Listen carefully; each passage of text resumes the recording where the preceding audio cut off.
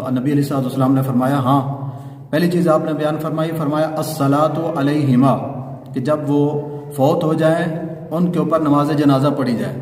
اور دوسرے نمبر پر آپ نے فرمایا والاستغفار لہما، ان کے لیے بخشش مانگنا، استغفار کرنا. اسی چیز کے اندر آ جاتا ہے کہ نماز جنازہ پڑھنا اور پھر اس کے بعد ان کے لیے دعا مغفرت کرنا بھی ہے.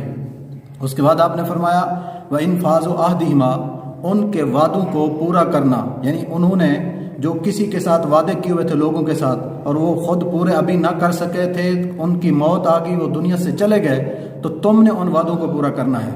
اور اس کے بعد آپ نے فرمایا وَإِكْرَامُ الصِّدِّيقِهِمَا، فرمایا ان کے دوست احباب کی تم نے عزت و تکریم کرنی ہے، کہ جو والدین کے ساتھ ان کا تعلق تھا، دوست بنے ہوئے تھے، ان کا اسی طرح تم نے احترام کرنا ہے، عزت و تکریم کرنی ہے جس طرح تمہارے والد ان کے ساتھ کرتے تھے. یہ کام ہے. آپ علیہ السلام نے فرمایا